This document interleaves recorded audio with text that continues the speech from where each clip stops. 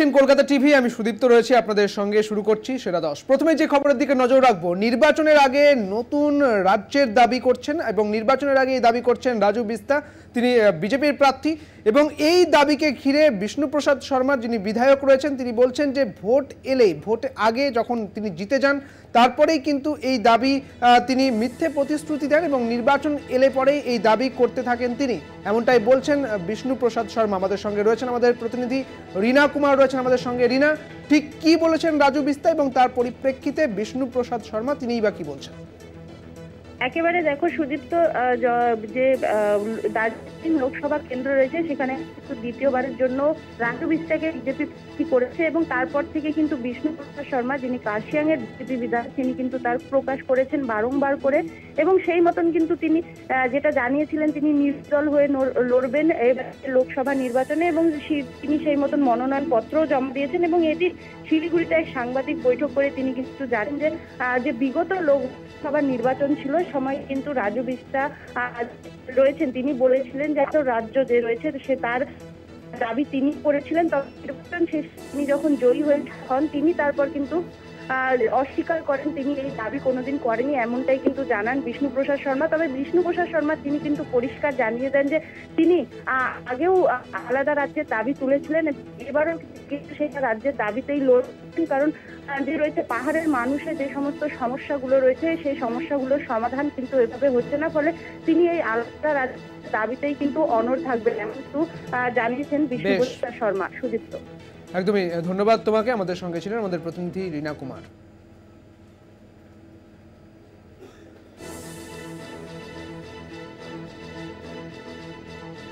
নির্বাচনে জেতার পর থেকে মিথ্যে কথা বলছেন রাজু, এমনটাই বলছেন বিষ্ণুপ্রসাদ শর্মা। সংগঠনকে কোম্পানির মতন চালাচ্ছেন রাজু বিস্তা, এমনটাই অভিযোগ করছেন বিধায়ক বিষ্ণুপ্রসাদ শর্মা।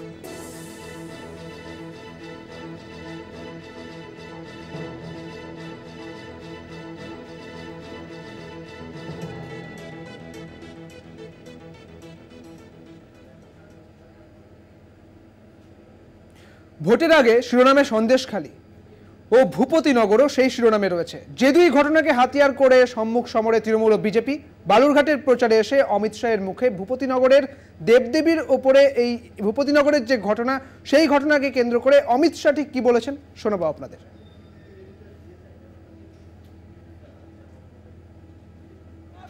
বালুরঘাটের সুকান্ত জায়গা থেকে প্রচার শুরু কেন্দ্রীয় স্বরাষ্ট্রমন্ত্রী অমিত শাহের।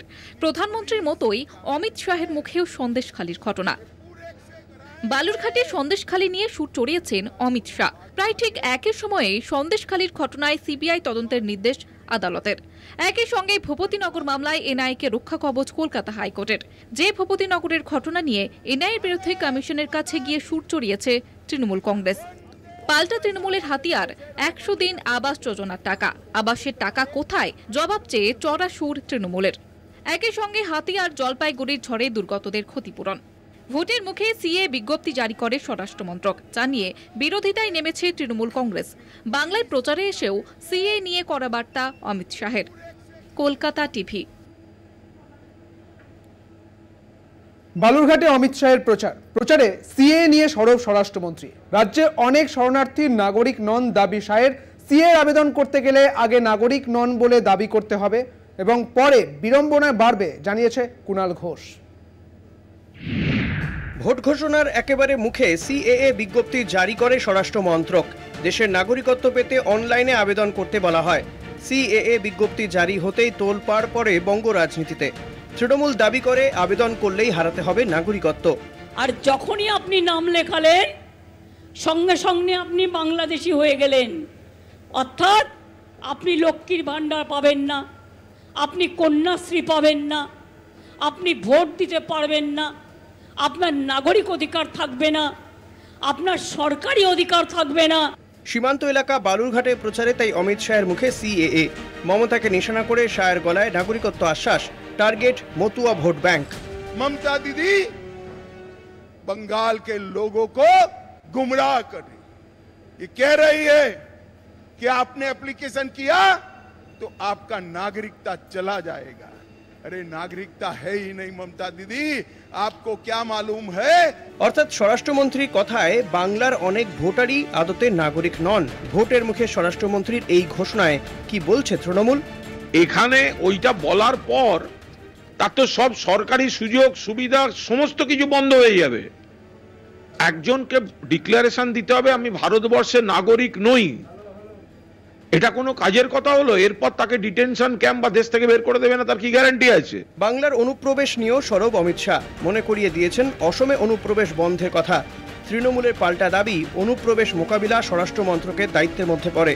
কলকাতা টিভি।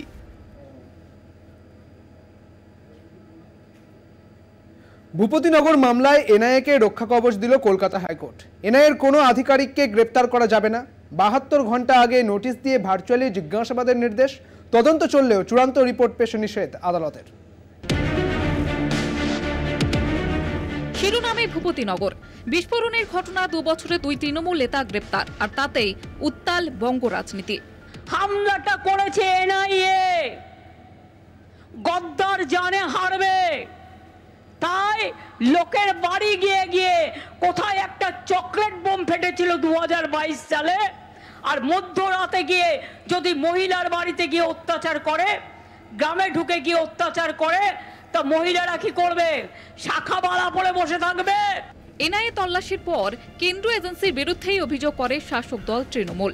মামলা চল করায় আদালতে, সেই মামলাতে রক্ষা কবচ পেল এনআইএ।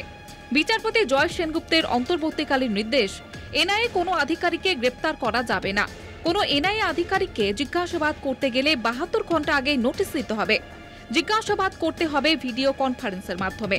তদন্ত চলবে, কিন্তু চূড়ান্ত রিপোর্ট পেশ করা চলবে না। এনআইএ তো ভয় পাচ্ছে তদন্তে, এনআইএই তো ভয় পাচ্ছে তদন্তে। কারণ তদন্ত হলেই দেখা যাবে যে ধনরাম সিং এর বাড়িতে জিতেন তেওয়ারি গিয়ে লিস্ট দিয়ে আসছে এবং তারপর থেকে এই ধরপাকড় চলছে।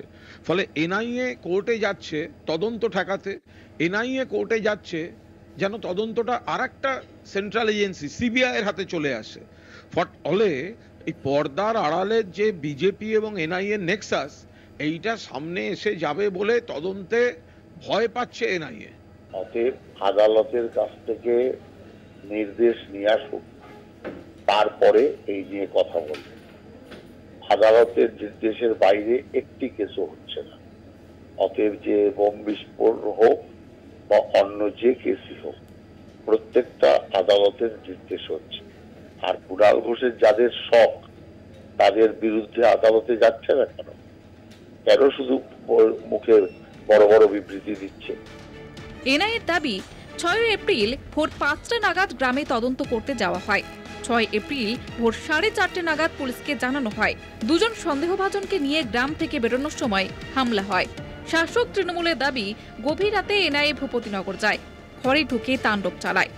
ওই দিনই সন্ধ্যাবেলা ধৃত মনোব্রত জানার স্ত্রী এনআইএর বিরুদ্ধে অভিযোগ করে। কলকাতা টিভি।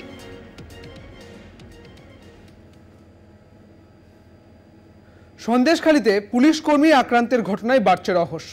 এখনো পর্যন্ত গ্রেপ্তার শূন্য। 3 তৃণমূল সমর্থককে আটক করেও ছেড়ে দেয় পুলিশ। কি ঘটনা ঘটেছিল? পুলিশ সূত্রে খবর, সন্দীপের বয়ান মিলেছে একাধিক অসঙ্গতি। শাহজাহান ও তার বাহিনী হেফাজতে, তারপরেও রক্তাক্ত সন্দেশখালী। দুষ্কৃতী হামলায় গুরুতর জখম কনস্টেবল সন্দীপ সাহা। আর এই হামলা ঘিরেই যাবতীয় রহস্য।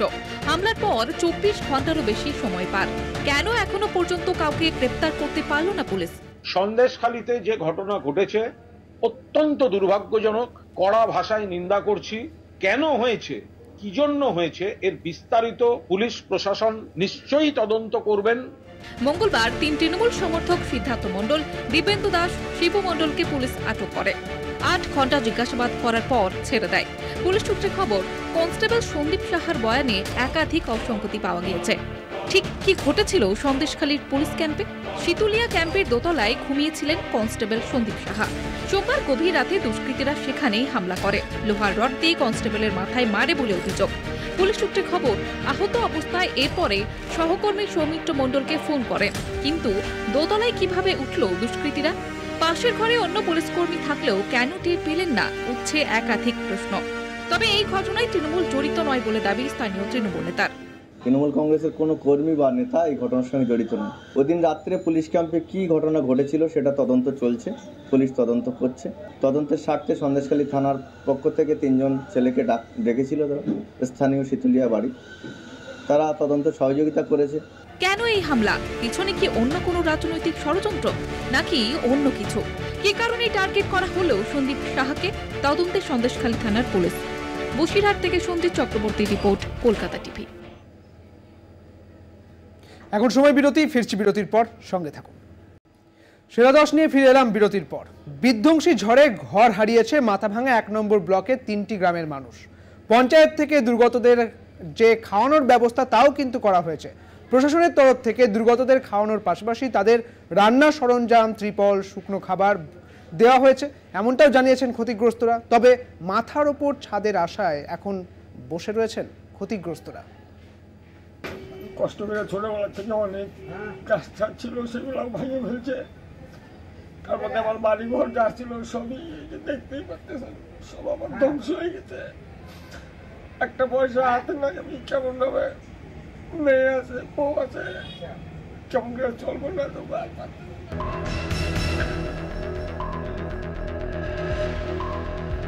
চোখের জলই সম্বল। একদিনের বিধ্বংসী ঝড় কেড়ে নিয়েছে সবকিছু। ঝড়ের তাণ্ডবে কিছু বুঝে ওঠার আগেই উড়ে গেছে ঘরের চাল। জলপাইগুড়ির পাশাপাশি কোচবিহারের মাথাভাঙা 1 নম্বর ব্লকের 3টি গ্রাম ক্ষতিগ্রস্ত হয়। ঝড়ের রাতেই বিমানে চেপে তড়িঘড়ি উত্তরবঙ্গে পৌঁছে মানুষের পাশে দাঁড়িয়েছেন মুখ্যমন্ত্রী মমতা বন্দ্যোপাধ্যায়। ভোটের দিন ঘোষণার পর ইতিমধ্যেই নির্বাচনী বিধি লাগু হয়েছে। প্রশাসন ঝড়ে ক্ষতিগ্রস্তদের পাশে। পঞ্চায়েত থেকে সব রকম সহযোগিতা করা হচ্ছে। এছাড়া প্রশাসনের তরফ থেকে দুর্গতদের খাওয়ানোর পাশাপাশি তাদের রান্নার সরঞ্জাম, ত্রিপল, শুকনো খাবার এসব দেওয়া হচ্ছে বলে জানান ক্ষতিগ্রস্তরা। মামাটা হারিয়ে বর্তন দিল, আমার ঘর দুয়ার উড়িয়ে নিয়ে গেছে। আর কি দিছে? কিরপেল একটা দিছে। মাথার উপর ছাদ নেই, কবে ঘর পাবেন দুর্গতরা তারই অপেক্ষায় মাথাভাঙার মানুষরা। মাথাভাঙা থেকে রবিউল হোসেন, কলকাতা টিভি।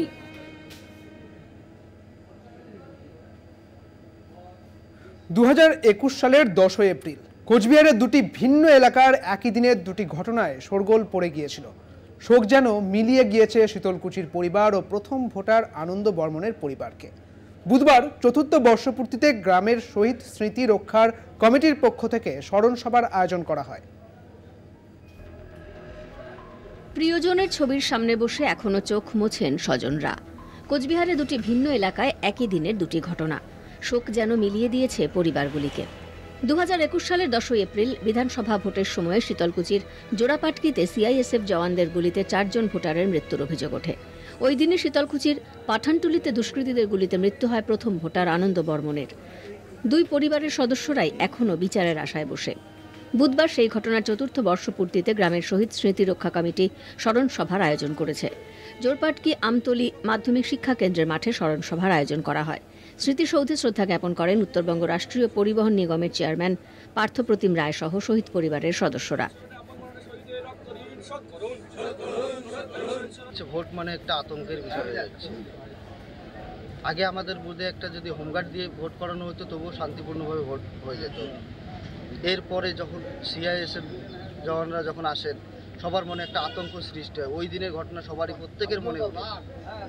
প্রত্যেকের মনে বুক কাঁপিয়ে দেয়। এই শহীদ স্মৃতিসৌধে আমরা প্রত্যেক বছর এবার শহীদদের স্মরণ করলাম, আগামী দিনে আমরা স্মরণ করব। পাশাপাশি যারা এই ঘটনার সঙ্গে যুক্ত তাদের দৃষ্টান্তমূলক শাস্তি, এই দাবিতে আজকে আমাদের এই শহীদ স্মরণ সভা আগামী দিনে চলবে। আইনি প্রক্রিয়া আপনারা জানেন একটা দীর্ঘ জটিল প্রক্রিয়া। আমরা আইনের প্রতি আস্থা রাখি, নিশ্চিতভাবে যারা দোষী তারা একদিন শাস্তি পাবে। গত 3 বছরে অনেক কিছু বদলেছে, কিন্তু স্বজনহারা পরিজনদের যন্ত্রণার ক্ষত শুকোয়নি। এখন বিচারের অপেক্ষায় শহীদ পরিবারের সদস্যরা। আরও একটা ভোট সামনে, এই ঘটনার পুনরাবৃত্তি আর চান না শহীদ পরিবারের মানুষরা। কোচবিহার থেকে রবিউল হোসেন ও অনুপম সাহার রিপোর্ট, কলকাতা টিভি। ভোটের আগে লক্ষ্মী ভাণ্ডারের বরাদ্দ বাড়িয়েছে রাজ্য সরকার। অনুদান বাড়ছে, এবার ভোটের মহিলা ভোট ব্যাংকের ওপর ভরসা বাড়ছে শাসক দলের। ভোটের প্রচারে তাই বাড়ি বাড়ি পৌঁছে যাচ্ছে প্রতীকী লক্ষ্মী ভাণ্ডার। উত্তর দিনাজপুরের কালিয়াগঞ্জে দেখা গেল সেই ছবি, দেখুন। বন্দে মাতরম কারোর হাতে প্রতীকী লক্ষ্মীর ভান্ডার, কারোর হাতে মুখ্যমন্ত্রীর ছবি, কেউ বা সঙ্গে নিয়েছিলেন কালিয়াগঞ্জের প্রার্থী কৃষ্ণ কল্যাণীর ছবি। তীব্র গরম উপেক্ষা করে কালিয়াগঞ্জের বরুণা পঞ্চায়েতে এভাবেই ভোট চাইতে যাচ্ছেন তৃণমূলের মহিলা কর্মীরা। তাদের পুরোভাগে থাকছেন জেলা মহিলা তৃণমূলের সম্পাদক দীপা সরকার। গ্রামের রাস্তায় তৃণমূলের অন্য কর্মী সমর্থকদের নিয়ে প্রচার করলেন তারা। লক্ষ্মীর ভান্ডারের বরাদ্দ বাড়ায় মহিলা ভোটাররা রীতিমতো খুশি।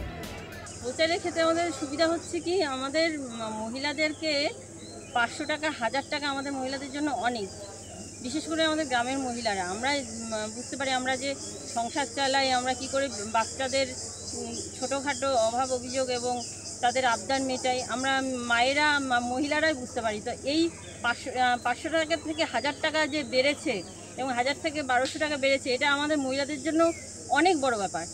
ভোট প্রচারের অভিনবত্ব আর লক্ষ্মীর ভান্ডারের বরাদ্দ বাড়ায় মহিলা ভোটারদের মধ্যে উৎসাহ। দুয়ে মিলে ভোট প্রচার কালিয়াগঞ্জে যে অন্য রকমের রূপ নিয়েছে তা বলাই যায়। কালিয়াগঞ্জ থেকে ভাস্কর রায়ের রিপোর্ট, কলকাতা টিভি।